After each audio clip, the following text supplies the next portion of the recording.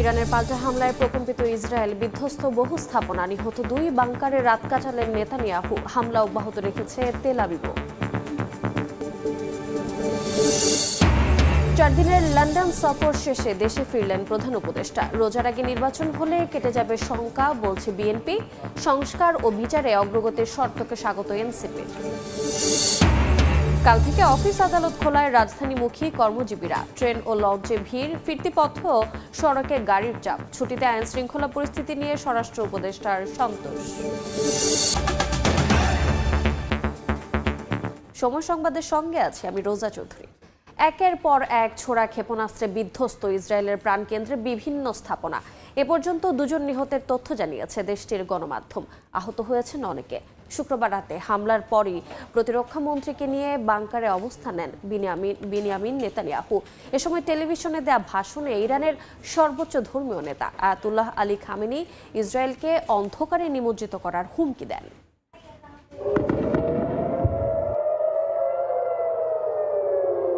তেল আবিবের বুকে এভাবেই আঘাত হানে ইরানের ব্যালিস্টিক ক্ষেপণাস্ত্র। মুহূর্তেই কেঁপে ওঠে ইসরায়েলের প্রাণকেন্দ্র। ইসরায়েলের হামলার জবাবে শুক্রবার রাতে শতাধিক ক্ষেপণাস্ত্র ছড়ে ইরান। প্রতিরক্ষা মন্ত্রণালয়, অর্থনৈতিক কেন্দ্র, বিমান ঘাঁটি, হাইফা বন্দর সহ বেশ কয়েকটি গুরুত্বপূর্ণ স্থাপনায় আঘাত হানে ইরানের ক্ষেপণাস্ত্র। অপারেশন 2 প্রমিস 3 নামে 150-র বেশি স্থানে হামলা চালায় তেহরান। যদিও যুক্তরাষ্ট্রের সহায়তায় বেশিরভাগ ক্ষেপণাস্ত্র প্রতিহতের দাবি করেছে তেল আবিব। ইরানের ক্ষেপণাস্ত্র হামলার পরই প্রতিরক্ষা মন্ত্রী ইসরায়েল কাৎজকে নিয়ে একটি বাংকারে যান নেতানিয়াহু। সেখানে মন্ত্রিসভা সদস্যদের সঙ্গে আলোচনার মাধ্যমে ইসরায়েলের প্রধানমন্ত্রী পরিস্থিতি পর্যালোচনা করেন বলে জানান এক কর্মকর্তা। বোমা নিরোধক আশ্রয় কেন্দ্রে অবস্থান নেন সাধারণ নাগরিকরাও।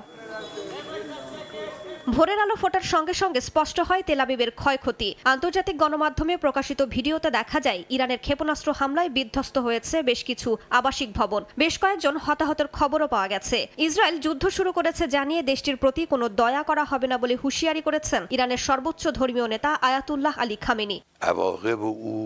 ইসরায়েল ভয়ঙ্কর ভুল করেছে, তারা অন্যায় কাজ করেছে। ইনশাআল্লাহ এর পরিণতি তাদের ধ্বংস ডেকে আনবে। এদিকে ইরানেও হামলা অব্যাহত রেখেছে ইসরায়েল। শনিবার ভোরের দিকে ইরানের রাজধানী আন্তর্জাতিক বিমানবন্দর, আজারবাইজান প্রদেশ, তাবরিজ সহ কয়েকটি স্থানে বিস্ফোরণের শব্দ শোনা যায়। বহু হতাহতের খবর পাওয়া গেছে। আন্তর্জাতিক গণমাধ্যমগুলোর তথ্য, নতুন করে ইরানের পারমাণবিক স্থাপনা সহ বেশ কয়েকটি স্থানে হামলার পরিকল্পনা করছে নেতানিয়াহু প্রশাসন। রাইসা জান্নাত, সময় সংবাদ। এবারে ইসরায়েল ইরান সম্পর্কে সর্বশেষ পরিস্থিতি জানাতে যোগ দিচ্ছেন সহকর্মী রবিউল ইসলাম। চলে যাচ্ছি তার কাছে। রবিউল, শুরুতে আপনাকে স্বাগত জানাচ্ছি। ইরান ইসরায়েল সম্পর্কে সর্বশেষ কি খবর আছে আপনার কাছে? রোজা, ইসরায়েল যখন ইরানের মাটিতে হামলা চালালো, এরপরে কিন্তু বেশ বেকায়দায় ছিল ইরান। কারণ তাদের বড় বড় শীর্ষ কর্মকর্তা মারা গেছে এবং পয়েন্ট আকারে মানে একদম নির্দিষ্ট লক্ষ্যবস্তুতে হামলা চালিয়েছিল ইসরায়েল। এরপরে কিন্তু ইরান যে পদক্ষেপ নিল পাল্টা, সেই পাল্টা পদক্ষেপের পর কিন্তু ইন্টারন্যাশনালভাবে বা আন্তর্জাতিকভাবে ইরান এখন মোটামুটি একটা ওভারকাম করেছে। কিন্তু তাদের যে ক্ষয়ক্ষতি হয়েছে ইরানের, সেই তুলনায় ইসরায়েলের যে ক্ষয়ক্ষতি হয়েছে সেটা খুবই যৎসামান্য। আমরা একটু কী আছে সর্বশেষ আমরা একটু আপনার কাছে দেখাবো। তো এই মুহূর্তে যে খবর আছে যে ইসরায়েলের 2 জন নিহত, আহত হয়েছেন 91 জন। তবে এই মুহূর্তে জেরুজালেম পোস্ট জানিয়েছে যে ইসরায়েলে ইরানের হামলায় 4 জন নিহত হয়েছে। এছাড়া যুক্তরাষ্ট্রের সঙ্গে এই মুহূর্তে পরমাণু আলোচনা স্থগিতের কথা জানিয়েছে ইরান। তারা বলছে যে আমরা এখন যুদ্ধের ময়দানে রয়েছি, এই মুহূর্তে কোনো আলোচনা হবে না। এছাড়া আরেকটি কথা বলেছে যে ইরান কিন্তু দাবি করেছে যে ইসরায়েলের 2টি যুদ্ধবিমান ভূপাতিত করেছে এবং নারী পাইলটকে আটকেরও দাবি করেছে। বিভিন্ন সংবাদ মাধ্যমে এই খবর এসেছে। তবে এর পক্ষে যে যুক্তি বা তথ্য প্রমাণ আমরা এখনও বিভিন্ন গণমাধ্যমে পাইনি। বিশেষ দাবি করা হচ্ছে, তবে এই ইরানের এই দাবি ইসরায়েল নাকচ করেছে। তারা বলেছে যে তাদের কোনো পাইলট কিংবা যুদ্ধবিমান ভূপাতিত হয়নি। তবে আরেকটি বিষয়, যে সংঘাত বন্ধে কিন্তু মধ্যস্থতার প্রস্তাব দিয়েছে রাশিয়ার প্রেসিডেন্ট ভ্লাদিমির পুতিন। তিনি তার সাথে কথা বলেছেন। ইসরায়েলের যে প্রধানমন্ত্রী বিনিয়ামিন নেতানিয়াহু বিভিন্ন সংবাদ মাধ্যমে এসেছে এবং সেখানে তিনি বলেছেন যে এই মুহূর্তে সংঘাত আসলে যদি সংঘাত বন্ধ না করা যায় তাহলে পরিস্থিতি আরও জটিল আকার ধারণ করতে পারে। যার কারণে তিনি বলেছেন যে আমি মধ্যস্থতা করতে চাই এবং এই সংঘাত বন্ধে কার্যকর ব্যবস্থা নিতে চাই। কিন্তু এই যে পরিস্থিতি, সেই পরিস্থিতি এই মুহূর্তেও কিন্তু ইসরায়েল এবং ইরানের পাল্টাপাল্টি হামলা অব্যাহত রয়েছে। তেল আবিব সহ বিভিন্ন জায়গায় কিছুক্ষণ আগেও ইরানের ছোড়া ড্রোন ভূপাতিতের দাবি করেছে তেল আবিব এবং রাজধানী এবং ইসরায়েলও কিন্তু পাল্টা হামলা অব্যাহত রেখেছে ইরানে। এই মুহূর্তে আমরা যতটুকু জানতে পেরেছি যে রাজধানী যে তেহরান রয়েছে, তেহরানের গুরুত্বপূর্ণ আন্তর্জাতিক বিমানবন্দর এবং আরেকটি প্রদেশেও কিন্তু হামলা চালিয়েছে ইসরায়েল এবং সেখানেও বিস্ফোরণের শব্দ শোনা গেছে এবং ধোঁয়া উঠতে দেখা গেছে। রবিউল, আপনাকে আরেকটা প্রশ্ন করতে চাই, এই সংঘাতকে কেন্দ্র করে বিশ্ব নেতারা কেমন প্রতিক্রিয়া জানিয়েছে? বিশ্ব নেতারা শুরু থেকেই হামলার পর থেকেই যেহেতু যুক্তরাষ্ট্র ইসরায়েলের পক্ষে রয়েছে, তারা বারবারই আলোচনার কথা বলছে যে ইসরায়েল যে হামলা চালিয়েছে ইরানে, এখন এই মুহূর্তে যদি ইরান আলোচনার টেবিলে না বসে তাহলে তার পরিস্থিতি আরও বেশি খারাপ হতে পারে। তবে সাফ জানিয়ে দিয়েছে ইরান যে তারা কোনো আলোচনায় যেতে চায় না। এছাড়া অন্যান্য যে ইউরোপের যে দেশগুলো রয়েছে তারাও একটা নিউট্রাল অবস্থান বলা যায় না, ইসরায়েলের পক্ষে থেকে তারা বলেছে যে উভয় পক্ষকেই হামলা বন্ধের কথা বলছে। তবে সেক্ষেত্রে রাশিয়া এবং চীন যে দেশগুলো রয়েছে এবং মধ্যপ্রাচ্যের দেশগুলো বেশ নীরবই রয়েছে বলা যায়, তবে তারা ইসরায়েল যে ইরানে হামলা চালিয়েছে সেটার নিন্দা জানিয়েছে। রবিউল, আপনাকে ধন্যবাদ। আপনাকেও ধন্যবাদ। এবারে অন্য প্রসঙ্গ। 4 দিনের সফর শেষে লন্ডন থেকে দেশে ফিরেছেন প্রধান উপদেষ্টা ডক্টর মোহাম্মদ ইউনূস। সকাল 9:45টার দিকে বিমান বাংলাদেশ এয়ারলাইন্সের একটি ফ্লাইটে দেশে পৌঁছান তিনি। এ সফরে প্রখ্যাত নীতি গবেষণা প্রতিষ্ঠানে চেথাম হাউসের সংলাপে বক্তব্য দেন প্রধান উপদেষ্টা। সাক্ষাৎ করেন প্রবাসী বাংলাদেশিদের সঙ্গে। এছাড়া ব্রিটিশ রাজা তৃতীয় চার্লসের সঙ্গে সাক্ষাৎ এবং কিং চার্লস তৃতীয় হারমোনি অ্যাওয়ার্ড গ্রহণ করেন। সফরের শেষ দিন শুক্রবার বৈঠক করেন বিএনপির ভারপ্রাপ্ত চেয়ারম্যান তারেক রহমানের সঙ্গে।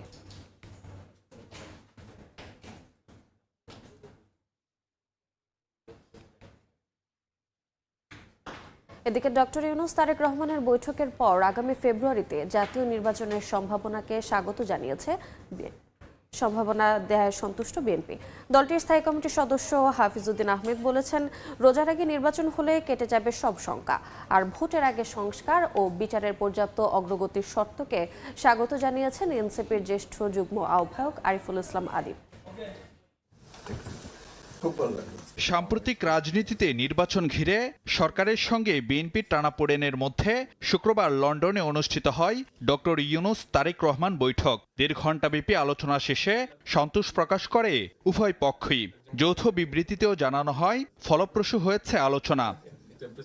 দলের স্থায়ী কমিটির সদস্য হাফিজউদ্দিন আহমেদ সময় সংবাদকে বলেন, রোজার আগে নির্বাচন হলে পূরণ হবে জনগণের দাবি, কাটবে সব শঙ্কা। যদি তারা নির্বাচনের তারিখটি রোজার আগে নিয়ে নেয় তাহলে জনগণের দাবি পূরণ হবে, জনগণ আশান্বিত হবে, একটা সুষ্ঠু নির্বাচন আমরা আশা করি দেখতে পাবো। নির্বাচন যত বিলম্বিত হবে দেশের অর্থনৈতিক অবস্থা তত খারাপ হবে। তবে লন্ডন বৈঠকের পর যৌথ ঘোষণা নিয়ে মিশ্র প্রতিক্রিয়া জানিয়েছে এনসিপি। দলের সিনিয়র যুগ্ম আহ্বায়ক আরিফুল ইসলাম আদিব সময় সংবাদকে বলেন, কেবল একটি দলের সঙ্গে আলোচনা করে যৌথ বিবৃতি দিতে পারে না সরকার। তবে রমজানের আগে নির্বাচনের ক্ষেত্রে সংস্কার ও বিচারের পর্যাপ্ত অগ্রগতির যে শর্ত দিয়েছেন প্রধান উপদেষ্টা, সেটিকে স্বাগত জানায় এনসিপি।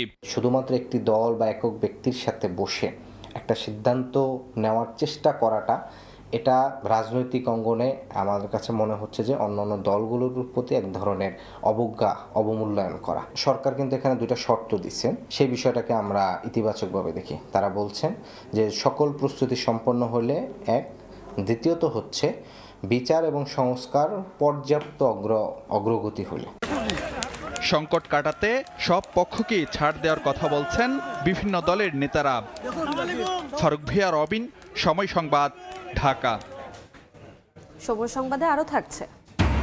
18 দিন বন্ধ থাকার পর চালু হলো জাতীয় চক্ষু বিজ্ঞান ইনস্টিটিউটের সেবা কার্যক্রম। রোগী ও স্বজনদের স্বস্তি।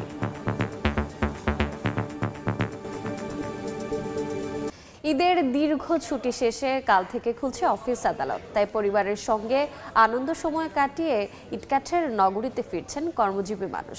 লঞ্চ, ট্রেনে নির্বিঘ্নে রাজধানীতে ফিরতে পেরে স্বস্তি প্রকাশ করেন যাত্রীরা। তবে সড়কপথে যানজট ও ভোগান্তিতে পড়েন ঢাকামুখী মানুষ। প্রিয়জনের সঙ্গে কাটানো সুখস্মৃতি, ঈদের আনন্দ আর গ্রামের স্মৃতি বুকে নিয়ে কর্মব্যস্ত নগরী ঢাকায় ফিরছেন কর্মজীবী মানুষ। দীর্ঘ 10 দিনের ছুটির শেষ দিনে নৌপথে রাজধানীমুখী যাত্রীদের ভিড় ছিল উপচে পড়া। টার্মিনালে আসা প্রতিটি লঞ্চ ছিল কানায় কানায়। তবে ভোগান্তিহীন যাত্রা শেষে সড়কে উঠতেই যানজটে পড়েন যাত্রীরা। সদরঘাট থেকে তাঁতীবাজার পর্যন্ত পুরো এলাকায় 2 ঘন্টারও বেশি সময় ধরে থাকে যানজট। হাতে লাগেজ, চোখে ক্লান্তি, তবুও সামনে এগিয়ে চলার তাড়া যেন জানান দেয় কর্মব্যস্ত জীবনের। ঘাটে রাজধানীমুখী মানুষের উপচে পড়া ভিড় থাকলেও নির্বিঘ্নে ফিরতে পেরে স্বস্তি প্রকাশ করেন যাত্রীরা। ভিড়ও কম, আমরা সেফলি এসেছি, আবার সেফলি যাচ্ছি। কোনো হয়রানির ভিতরে ভোগান্তি পড়িনি, আলহামদুলিল্লাহ খুব ভালোভাবে আসছে আমরা। দীর্ঘ এই লম্বা ছুটিতে ঈদ আনন্দকে অবশ্যই বাড়িয়ে দিয়েছে। এত মানুষের চাপের কারণে 1 থেকে 1.5 ঘন্টা লাগতেছে এখানে আসার জন্য। এদিকে একই চিত্র রাজধানীর কমলাপুর রেল স্টেশনেও। প্রতিটি ট্রেনেই ছিল যাত্রীতে ঠাসা। এবার সরকারি ছুটি বেশি থাকায় অনেকটা স্বস্তি নিয়ে ঢাকায় ফিরতে পেরে খুশি রেলপথের যাত্রীরা। আমাদের ঈদ উদযাপন খুব সুন্দর হয়েছে। আমরা গ্রামে ঈদ কাটিয়ে তারপরে আমরা টুরিস্টে গেলাম, ঘুরে আসলাম। ঈদটা আলহামদুলিল্লাহ ভালো কাটছে, আর কোনো ভোগান্তি হয় নাই। ভার্সিটি খুলে গেছে, ক্লাস শুরু, পড়াশোনা শুরু, আবার ব্যস্তময় জীবন শুরু। ঘুরে এখন অনেক ভালো লাগলো। এখন মনে করেন যে যার যার কর্মস্থলে এখন ছুটব। তবে সড়ক পথে যানজট ও ভোগান্তিতে পড়েন ঢাকামুখী মানুষ। বাস কাউন্টারগুলোতে সকাল থেকেই দেখা যায় যাত্রীদের জটলা। লোকাল কিংবা সিটিং সার্ভিসে ঢাকার উদ্দেশ্যে রওনা দেন অনেকে। এতে ঢাকা টাঙ্গাইল, ঢাকা ময়মনসিংহ সহ বিভিন্ন মহাসড়কে বাড়তে থাকে যানবাহনের চাপ। সৃষ্টি হয় যানজট। এতে থেমে থেমে গাড়ি চলায় ভোগান্তিতে পড়েন যাত্রীরা। প্রচুর জ্যাম, আমি সনকা থেকে জ্যাম ঠেলে আসতেছি। এই বড় দরকার থেকে হচ্ছে রাত্রে 9টা বাজে, এই পর্যন্ত এখনো পৌঁছায় নাই গাজীপুরে। প্রায় 10 ঘন্টার মতো সময় চলে গেছে অলরেডি। যে পরিস্থিতি দেখা যাইতেছে তাতে দেখা যাইতেছে যে আমার ঘর আজকে ঢাকা যাওয়া হবে না। গাড়িও কম এবং ভাড়াও দ্বিগুণ, সিট তো নাই। ঈদুল আজহার লম্বা ছুটি শেষে 15 জুন থেকে আনুষ্ঠানিকভাবে চালু হচ্ছে অফিস আদালত। আবু সাইদ নিশান, সময় সংবাদ, ঢাকা। ছুটি শেষে মানুষের রাজধানীতে ফেরার খবর জানাতে এই মুহূর্তে সিরাজগঞ্জের কড্ডার মোড়ে আছেন সহকর্মী রিঙ্কু কুণ্ডু। সরাসরি যাচ্ছি তার কাছে।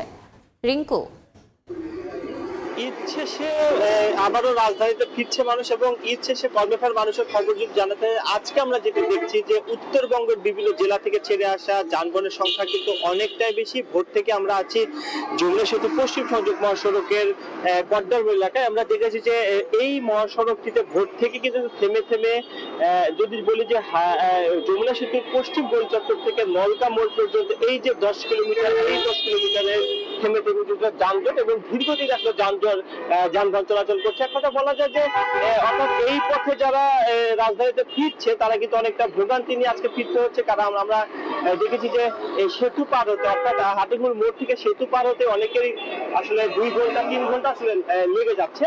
যাত্রীরা যেটি বলছে যে তীব্র গরমে এই যে ভোগান্তি, কারণ অতিরিক্ত যানবাহনের চাপের কারণে কিন্তু আসলে এই ভোগান্তিটি তাদের হয়েছে। তবে আরেকটি বিষয় যাত্রীরা আমাদেরকে জানিয়েছে যে আজকে যেটি যাত্রী চাপ যেহেতু বেশি, সেজন্য কিন্তু আসলে যানবাহনের ভাড়া অর্থাৎ স্বাভাবিক সময় থেকে ভাড়া কিন্তু আসলে অনেক ক্ষেত্রে দ্বিগুণ নেওয়া হচ্ছে, আমাদের কাছে অভিযোগ করেছে।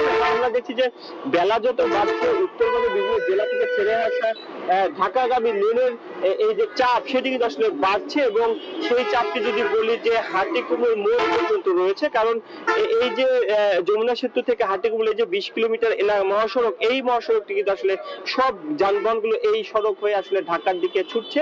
এছাড়া আমরা দেখি যে যাত্রীবাহী বাস ছাড়াও কিন্তু খোলা ট্রাক বা পিকআপ বা অনেকে ব্যক্তিগত পরিবহনে কিন্তু আসলে রাজধানীতে ফিরছে। তো এক কথা বলা যায় যে ঈদের আনন্দ শেষে রাজধানীতে ফিরছে মানুষ। তবে আজকে যারা ফিরছে অর্থাৎ ছুটির শেষ দিনে যারা ফিরছে তারা কিন্তু অনেকটা ভোগান্তি নিয়ে রাজধানীতে ফিরতে হচ্ছে এবং যাত্রীদের যেটি অভিযোগ ভাড়া কিন্তু যানবাহনের বাসের ভাড়া কিন্তু আসলে অনেক ক্ষেত্রে দ্বিগুণ নেওয়া হচ্ছে।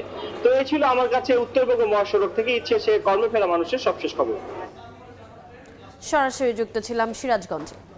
ঈদের ছুটিতে দেশের আইন শৃঙ্খলা পরিস্থিতি নিয়ে সন্তোষ প্রকাশ করেছেন স্বরাষ্ট্র উপদেষ্টা জাহাঙ্গীর আলম চৌধুরী। রাজধানীর উত্তরায় আর্মড পুলিশ ব্যাটালিয়নের হেডকোয়ার্টার পরিদর্শন শেষে সাংবাদিকদের এ কথা বলেন তিনি। দাবি করেন মানুষ নির্বিঘ্নে ঈদ কাটিয়েছে, তেমন বড় কোনো দুর্ঘটনা ঘটেনি। ঈদে আপনারা কোনো একটা খারাপ রিপোর্ট কিন্তু করতে পারেননি, আল্লাহ দিলে সব কিন্তু ভালোভাবে করছে। এইতে বোঝা যায় যে আইন শৃঙ্খলা অনেক উন্নতি হয়েছে।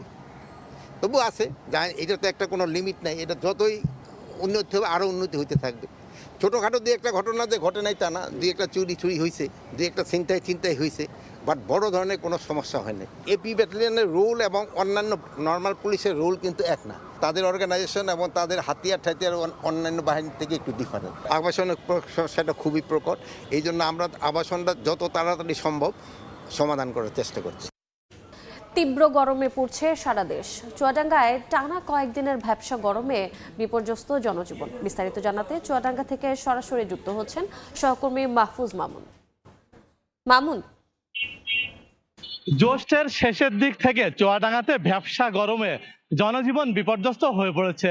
তার সাথে সূর্যের প্রখরতায় মানুষ আসলে অসহনীয় গরমে ভোগান্তির শিকার হচ্ছেন। সবচেয়ে বেশি ভোগান্তিতে রয়েছেন খেটে খাওয়া এবং নিম্ন আয়ের মানুষগুলো। তারা হচ্ছে গরমের কারণে বাইরে বের হতে পারছেন না। বেলা বাড়ার সাথে সাথে সড়কগুলো ফাঁকা হয়ে পড়ছে। প্রয়োজন ছাড়া মানুষ ঘরের বাইরে থাকছে না।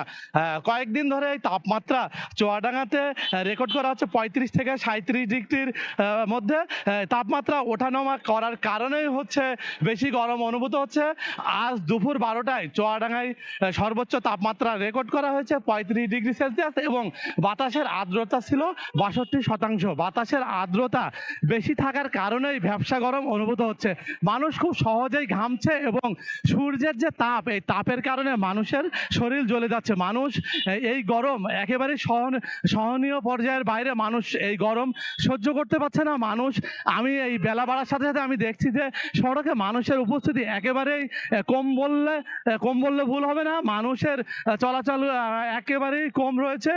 আমি চুয়াডাঙ্গা আবহাওয়া অফিসের সাথে কথা বলেছি, তারা জানিয়েছে যে হচ্ছে তাপমাত্রা প্রতিদিনই 35 থেকে 37 ডিগ্রির ভেতরে ওঠানামা করছে, যার কারণে হচ্ছে সূর্যের প্রখরতা অনেক বেশি থাকায় গরম অনুভূত হচ্ছে এবং বাতাসের আর্দ্রতা যে কোনো সময়ের চাইতে অনেক বেশি, 50 থেকে 65% ভেতরে ওঠানামা করছে আর্দ্রতা, যার ফলে হচ্ছে এই ভ্যাপসা গরম অনুভূত হচ্ছে। ভ্যাপসা গরমের কারণ মানুষ হচ্ছে সহ্য করতে পারছে না। এছাড়াও হচ্ছে হাসপাতালগুলোতেও হচ্ছে এই গরমের কারণে বাড়তে শুরু করেছে বিভিন্ন রোগীর সংখ্যা। বিভিন্ন রোগীরা হাসপাতালে ভর্তি হচ্ছে।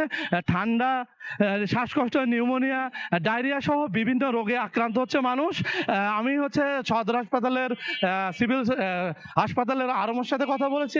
তিনি জানিয়েছেন যে হচ্ছে আসলেই হচ্ছে গরমের কারণে মানুষ হচ্ছে একেবারে নাভিশ্বাস অবস্থা।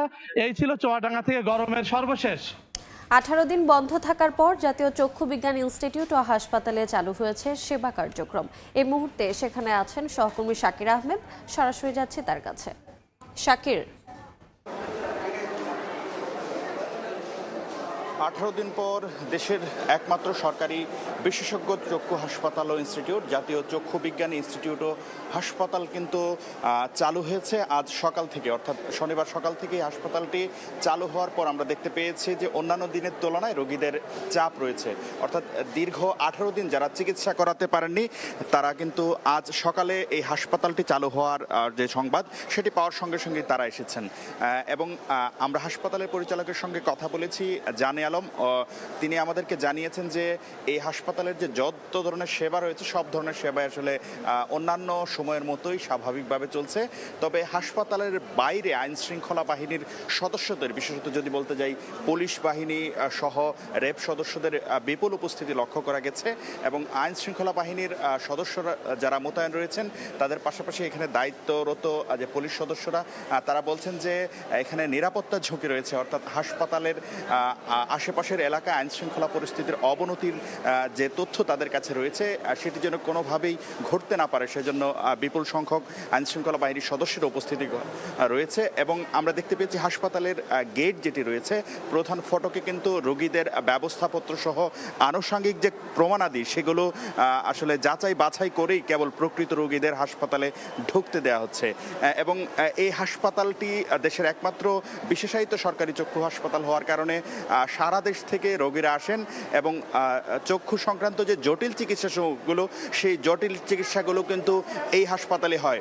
সেক্ষেত্রে অনেকে আসলে অস্ত্রোপচার বা অপারেশনের বিষয়টিও কিন্তু এই হাসপাতালে করাতে আসেন।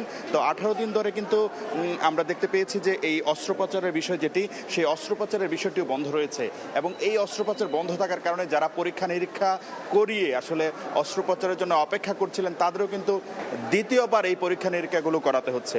সব মিলিয়ে 18 দিন বন্ধ থাকার কারণে যে ভোগান্তি ছিল সেটির আসলে প্রাথমিকভাবে বলা যায় যে আজকে সেই হাসপাতাল চালুর মাধ্যমে কেটে গিয়েছে। এই ছিল আমার কাছে জাতীয় চক্ষু বিজ্ঞান ইনস্টিটিউট ও হাসপাতাল থেকে সর্বশেষ খবরাখবর।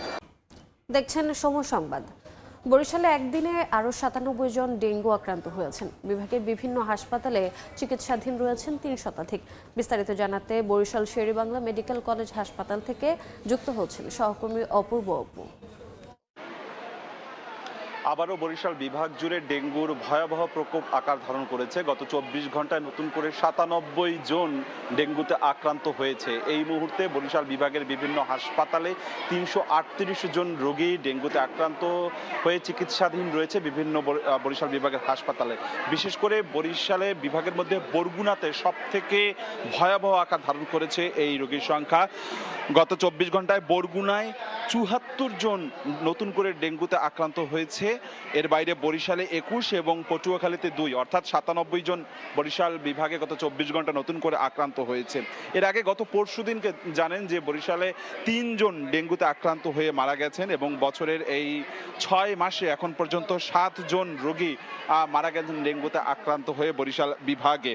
এবং এই যে প্রতিনিয়ত ডেঙ্গুর ছড়াছড়ি বাড়ছে, তাতে করে কিন্তু চিকিৎসা সেবায়ও এখন ব্যাহত হবার শুরু হয়েছে। বরিশাল শেরে বাংলা মেডিকেল কলেজ হাসপাতালের বাস্তব চিত্র এখন দেখছেন।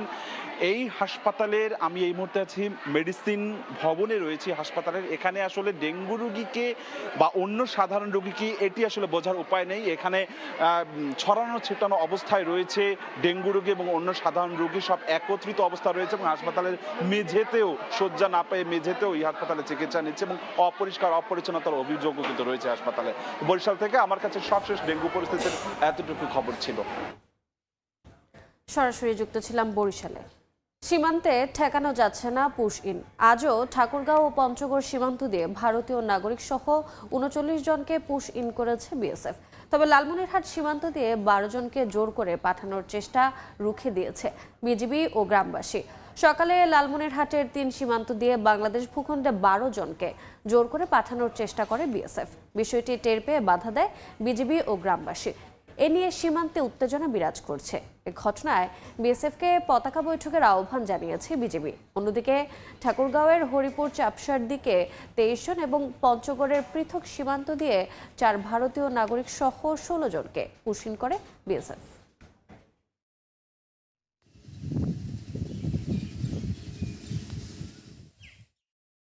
সময় সংবাদ। আগামী মাসে ক্যারিবীয় দ্বীপপুঞ্জে অনুষ্ঠেয় গ্লোবাল সুপার লিগে সাকিব আল হাসানকে দলে চান রংপুর রাইডার্স অধিনায়ক নুরুল হাসান সোহান। তবে চূড়ান্ত সিদ্ধান্ত ফ্র্যাঞ্চাইজির উপরই ছেড়ে দিয়েছেন তিনি।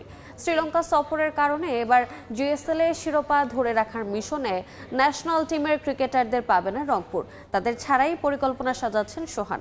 টাইগারদের সাবেক টি-20 অধিনায়ক আরও বলেন, বিদেশি ক্রিকেটারদের মাঝে বিপিএল নিয়ে দিনকে দিন অনীহা বাড়ছে। অবভিয়াসলি দেখেন, সাকিব ভাই কোনো টিমে থাকলে সেই টিমটা অবশ্যই বেনিফিট পাবে, এটা স্বাভাবিক। কারণ ব্যাটিং বলেন, বোলিং ফিল্ডিং বলেন, সব দিক থেকে। বাট টু বি অনেস্ট আমার কাছে মনে হয় যে এটা টিম ম্যানেজমেন্ট কল। অবভিয়াসলি আমাদের কাছে একটা বড় চ্যালেঞ্জ এবং ওইখানে ভালো করাটাও একটা বড় চ্যালেঞ্জ। ইভেনচুয়ালি আপনি যদি বলি যে এইসব জায়গায় বড় বড় টিমের সাথে লাস্ট ইয়ার চ্যাম্পিয়ন হওয়ার পরে আমার কাছে মনে হয় যে বাংলাদেশ নিয়ে তাদের ধারণাটাও একটু ডিফারেন্ট হয়েছে। এ পর্যায়ে শীর্ষ সংবাদগুলো জানিয়ে দিচ্ছে আরেকবার।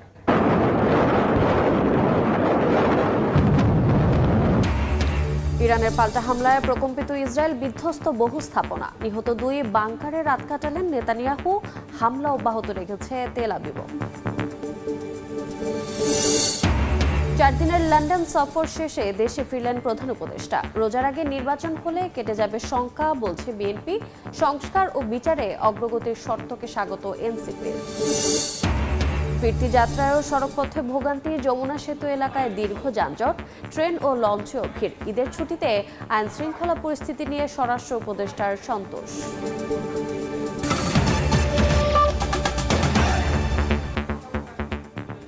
এই ছিল সময় সংবাদে, সঙ্গে থাকুন সময়।